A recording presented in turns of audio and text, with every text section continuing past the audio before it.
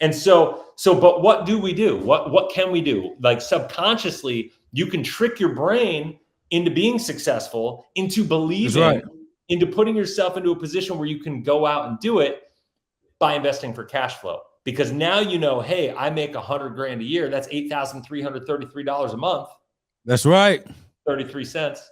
But like, if you know that, so if I say, hey, Jake, let's start working at investing for cash flow to replace your $8,333.33, right? And maybe year one, you get $200 a month in cash, or a month in cash flow.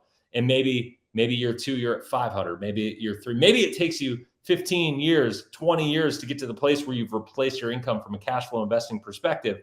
I would argue that's going to be twice as fast minimally that you're going to do it the other way. And then you're in more control of it. But more importantly, you actually believe you can do it. Why? Because you know what $8,333 feels like. You've seen it go through your life. Your subconscious believes you can do it. And now because of that, you're actually going to implement and execute a plan and stick to it. That's right. You can succeed. What do you think? Here's the deal. It's easier for a person to, it's easier for a person, Chris, to see what they make on a monthly basis, them accomplishing that as a cash flow reservoir every month, than for them to see that they got 10 million in their bank account. Totally. So for me, quite frankly, a lot of people don't have saving issues or budgeting issues. We got cash flow issues.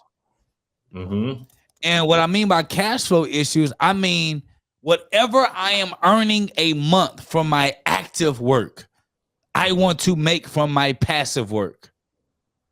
So that when I decide to retire, and listen, Chris, we can't even legitimately, if I were to be honest, we couldn't even really legitimately calculate.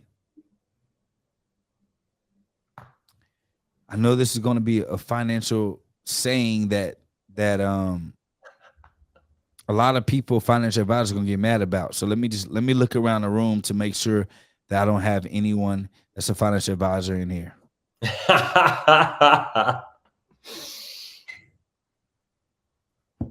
Do we have any financial advisors in here? Okay, no, my team said no. You can't even truly ethically calculate inflation. No. Because no one knows. We go on an average from a backdated year. It's worse than that, man. Status. You cannot equate what potential inflation may be. However, if I were to generate a business that produces me $10,000 a month, or an investment that pays me $10,000 a month, Chris, it does not matter what inflation is.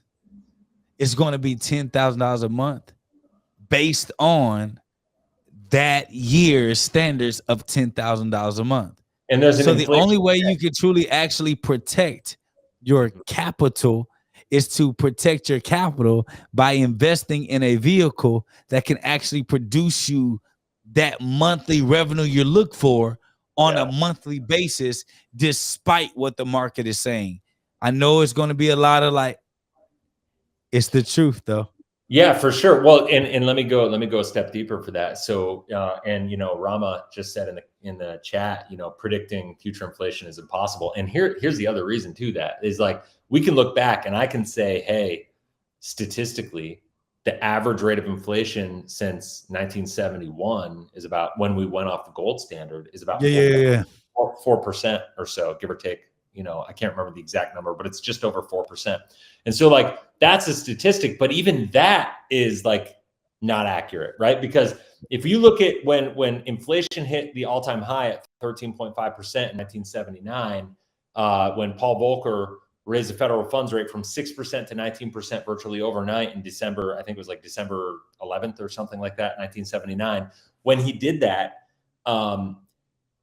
everything changed, right? Like, so that controlled inflation and then inflation went down. But inflation as it's calculated today, right now, that's right, in 2023, February, is not the same way they calculated inflation back in 1979. And so the thing is, like, and I don't want to go all conspiracy theorist because that's not how I roll or whatever, but at the end of the day, the facts are the facts, and they've changed the way that they calculate inflation. They've added things to the inflation calculation, like hedonics. No, you gotta tell us. You can't just you can't use that word and not tell us what it is. So hedonics is the idea saying, all right, Jake, if the cost of your iPhone went up 5%, but it improved your quality of life by 5%, then there's no real inflation. It's jacked. But it is, though. If it costs me more money, I know it's messed up. If it costs me more money financially, like it does, inflation does increase, bro. It does increase. Yeah, and that's the thing. And so that's the point. Like the inflation number today is manipulated. Like right now, what is inflation today? I don't know. It's like what? It's like 8% now. Oh yeah, because it went back up. You know, that's the other thing. I did a video a couple months ago. It was like 3-4 months ago. I did on, where I was doing an inflation report every single month. And in this report, I said, like, listen, over the next couple of months, we're going to see inflation go down. Why are we going to see it? Because they opened up all the oil reserves, gas prices are going down, energy costs are going down, and inflation is going to follow energy. And what happened? And it dropped. That's right. And now what's happening? Energy's going back up. And what's happening? Inflation's going back up. And everybody's like, what's happening? It's not very complicated, y'all, like what's happening. But here's the deal with inflation today. We have to realize that inflation today at 8%, let's say, is actually potentially, and a lot of people, Peter Schiff talks about this a lot, is worse than it was when it was 13.5% in 1979. They've just figured out how to manipulate the calculation so it's more acceptable. Because when we talk Explain that. Nope. Explain that. What do you mean by that? Well, because inflation is a hidden tax. Like our government worth what, $31 trillion in debt? Yeah. Right. We have $170 trillion of unfunded liabilities. Yep. And so when we look at it like that and we go, oh man, the government, what's their options? They either got to pay down the debt, which is just not going to happen, or they're going to have to inflate the debt away. With higher inflation, that's a way to make the debt not so painful. That's a way that we can kind of monetize that debt. And in inflation, all inflation is a hidden tax. That's all it is.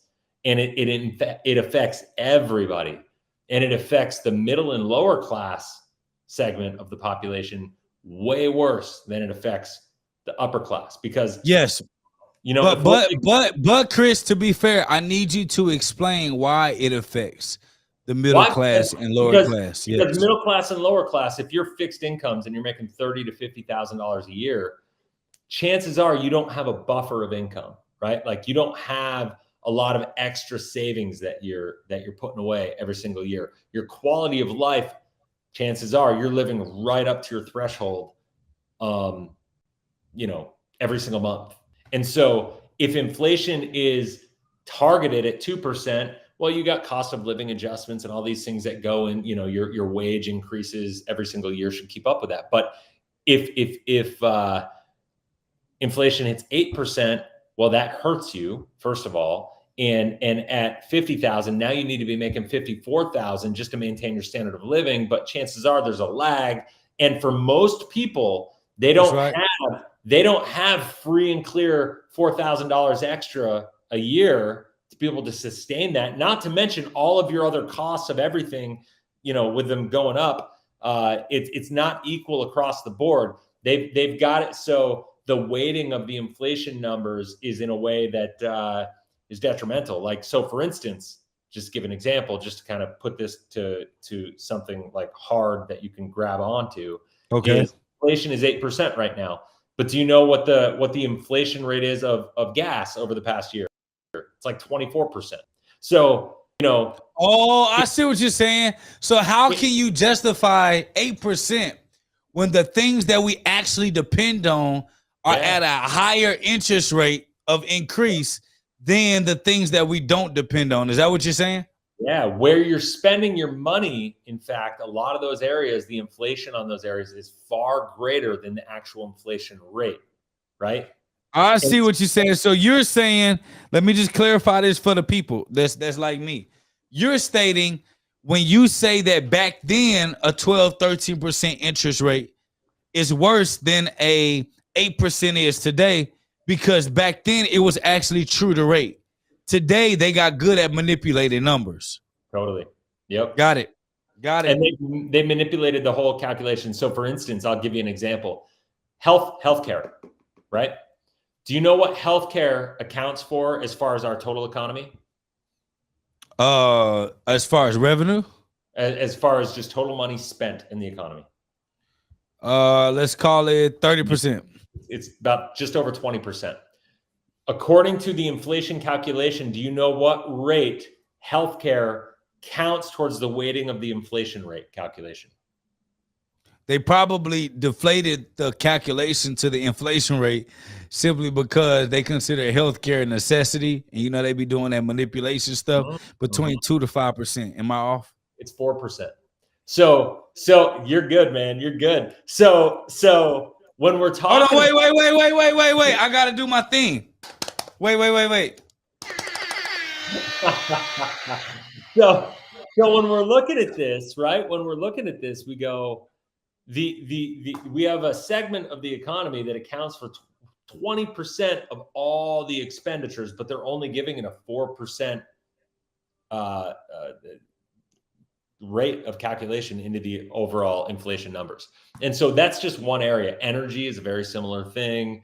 Food is another thing. I don't know about you, but at least in my family, energy, food, those are two of the biggest things. Like our electric bill, our gas bill, our car. I drive a Jeep that gets 10 miles a gallon because I got 36-inch tires on it, and it is what it is. So it gets 10 miles a gallon, and it's I put probably $200 a week into my gas tank. Okay. Wait. We're not about to act like stop. Okay. I'm just Let saying. me just no. I'm looking at the camera. Camera, cue me. Camera, cue me. All right, I got you. We're not about to act like Chris does not run one of the most infiltrating insurance agencies on this planet Earth, aka United States of America.